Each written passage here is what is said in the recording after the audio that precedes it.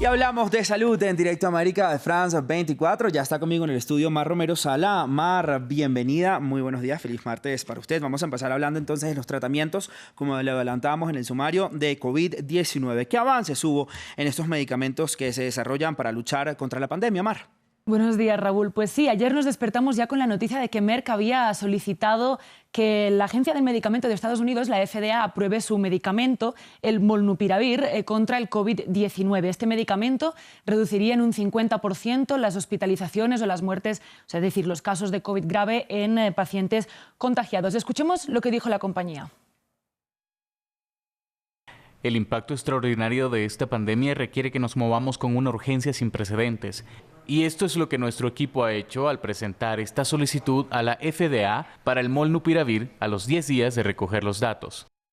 Ahora mismo recordemos, Raúl, que esta pastilla de Merck es la única que está en una fase tan avanzada para tratar el COVID-19, pero no es el único tratamiento que existe más allá de las vacunas. Repasemos, hay otros tratamientos llamados los tratamientos de anticuerpos monoclonales, de los que ayer también tuvimos noticias. Por ejemplo, salieron los datos de efectividad de uno de los medicamentos de AstraZeneca en este sentido y también supimos que un medicamento similar, el Regeneron, está siendo estudiado para probarse en Europa. Ya está aprobado en Estados Unidos. Estos son tratamientos distintos a los de Merck. Merck es una pastilla que lo que hace es evitar que el virus se reproduzca en el cuerpo de las personas contagiadas, mientras que los tratamientos de anticuerpos se inyectan anticuerpos precisamente producidos en masa en los laboratorios para ayudar a nuestro sistema inmune a combatir la enfermedad. Hay varios que existen, aquí están viendo algunos de los ejemplos y también con las cifras que sabemos de sus efectividades. Por ejemplo, vemos que el Regeneron tiene alrededor de un 70% de efectividad a la hora de prever las infecciones sintomáticas, es decir, los síntomas de COVID-19 una vez uno ya se ha contagiado. Y las de AstraZeneca, que fueron precisamente las que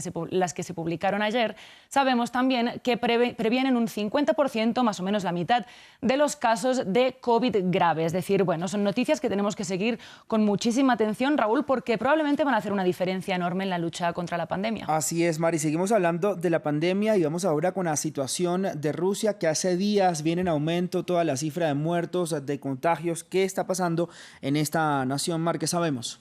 Es una situación alarmante. Ya son 7 días consecutivos con más de 900 muertes al día por COVID-19. Precisamente en las últimas 24 horas son 973. Es la cifra más alta en toda la pandemia registrada en el país. Repasemos la situación epidemiológica de Rusia. Ahí en el país ahora es prácticamente el que tiene más muertes con respecto a su población en todo el mundo. 6,3 muertes por millón de habitantes. Es de las cifras más altas que encontramos ahora mismo globalmente. Repasemos, aproximadamente el 30% de la población ha recibido la pauta completa de vacunación. Eso es una estadística que está, por ejemplo, por debajo de muchos países de América Latina, de Colombia, de Brasil, de Argentina, por ejemplo, para que nos hagamos una idea comparativa más o menos. Y recordemos que no es por falta de disponibilidad de vacunas. Rusia desarrolló su propia vacuna, la Sputnik. Entonces, básicamente lo que está pasando es que no hay una confianza de la población en esos fármacos y por eso hay una cifra tan baja de personas inmunizadas en ese país. Así es, Mara. Ahora vamos con el llamado de organizaciones de la salud en defensa del clima. ¿Cuáles son las alertas que lanzan ellos para el futuro? Un tema muy importante que esperamos desarrollar también en futuros espacios de salud, pero bueno, por ahora expliquemos esto. Son centenares de organizaciones internacionales que agrupan unos 45 millones de trabajadores de la salud que en conjunto con la Organización Mundial de la Salud hicieron un llamado a los gobiernos frente a la COP26 que se celebrará de aquí poco. Escuchemos lo que dijo la OMS.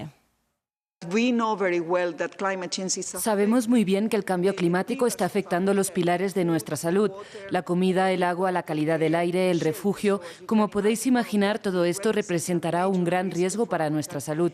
Por lo tanto, debemos invertir en adaptarnos al cambio climático, en tener instalaciones y sistemas de salud más resilientes y una sociedad más resiliente.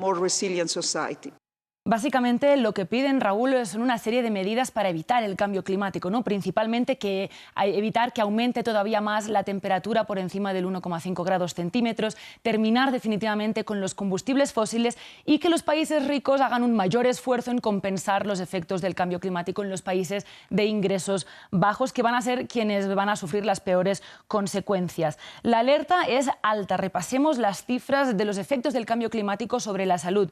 Se prevé, según cifras de la Organización Mundial de la Salud, que el cambio climático provoque 250.000 muertes anuales entre 2030 y 2050. Pero no solo tenemos que alarmarnos por el futuro, también en el presente ya, por ejemplo, la contaminación del aire provoca 7 millones anuales de muertes prematuras. Y eso, Raúl, es aproximadamente una muerte cada 13 minutos en todo el mundo. Terrible lo que está contando. Da miedo, ¿no? ¿Para dónde va el mundo? La buena noticia es que todavía hay tiempo para cambiarlo. Y esperemos que pues, lo cambiemos pronto. Y el cambio está en nosotros. Mar, muchísimas gracias por toda la información de salud. Nos vemos mañana con más de esta sección.